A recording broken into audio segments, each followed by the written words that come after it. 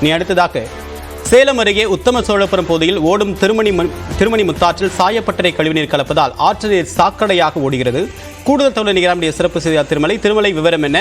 எங்கெங்கிட்ட தான் இந்த சாயப்பட்டறை கழிவு கலக்குது? இதற்காக மாவட்ட நிர்வாகமும் மாசு கட்டுப்பாட்டு வாரியமும் என்ன நடவடிக்கை எடுத்திருக்காங்க இதுவரைக்கும்?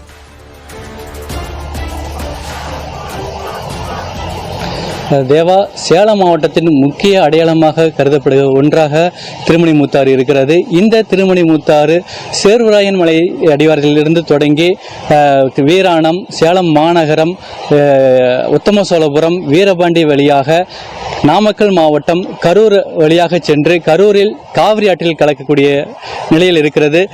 இந்த திருமணி முத்தாறு ஒரு காலத்தில் ஆற்று நீர் பாசனத்தை விவசாயத்திற்கு பயன்படுத்தக்கூடிய சூழ்நிலையில் இருந்து வந்திருக்கிறது. தற்போது கடந்த 30 ஆண்டுகளுக்கு மேலாக இந்த திருமணி முத்தாறு சாயக்கழிவுகள் மற்றும் சாக்கடை கழிவுகள் கலப்பதினால் மிகவும் மாசடைந்து காணப்படுகிறது. இதனால் இந்த மாசடைந்து காணப்படுவதால் அங்கு ஆற்றோர பகுதியில் இருக்கக்கூடிய விவசாய நிலங்கள் பெரிதளவில் பாதிக்கப்படுகிறது. குறிப்பாக அங்கு இருக்கக்கூடிய பொதுமக்களும் அதிக அளவில் பாதிக்கப்படுகின்றனர்.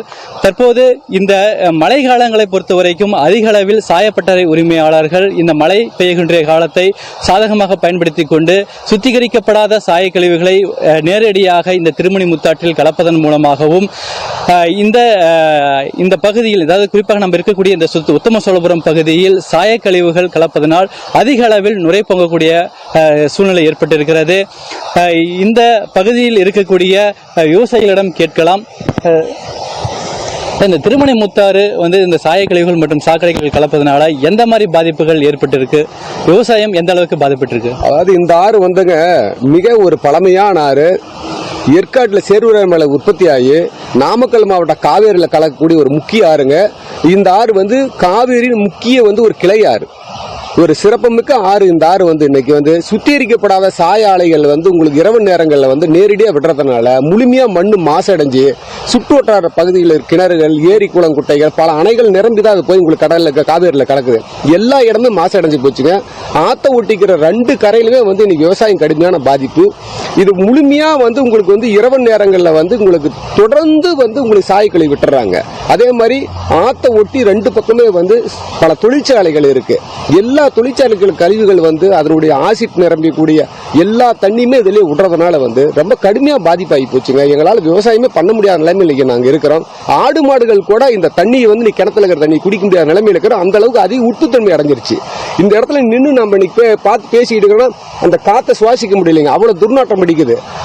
நெடுவெளி இருக்கிற கரையோர கரைகளுக்கு கால் பாத்தீங்கன்னா பூராமே பனி வெடிப்பு, பிப்பு, பல பிரச்சனைக்கு ஆளாகி இருக்கிறோம். விவசாயம் கடுமையான பாதிப்புங்க. ஏற்கனவே மாசு கட்டுப்பாட்டு வாரியம் இது குறித்து புகார் அளிச்சிருக்கீங்களா? எங்கெங்க புகார் அளிச்சிருக்கீங்க? என்ன நடவடிக்கை எடுத்திருக்கீங்க? தொடர்ந்து மாசு கட்டு வாரியம் இந்த வர சாயத்தண்ணி கொண்டுட்டு போய் கவிக்கிட்டு நேரடியாக கொடுத்து மாவட்ட ஆட்சியர்கிட்ட கொண்டு போய் கொடுத்து தமிழக தமிழக முதலமைச்சர் சேலம் வந்தப்ப அவருடைய நேரில் நாங்கள் மனு கொடுத்திருக்கிறோம். இது சம்பந்தமா நடவடிக்கை தான் சொல்லிக்கிறாங்க. ஆனா முழுமையான தீர்வு வரை எங்களுக்கு எடுக்கல. இந்த சுத்திகரிக்கப்படாத சாயக்கழிவுகள் தொடர்ந்து இதில் வெளியேற்றதுனால 2 மாவட்டங்கள் இன்னைக்கு லட்சக்கணக்கான பயனடைஞ்ச 2 மாவட்ட விவசாய விளைநிலங்கள் கொடுமையான மாசு அடைஞ்சிருக்கு. நாமக்கல் மாவட்டம் உங்களுக்கு எடுத்தீங்கன்னா கொன்னையார் பக்கம் ஒரு புல் பூண்டு கூட முளைக்கிறது கிடையாது. அவ்வளவு கடுமையான மாசு அடைஞ்சிருக்கு.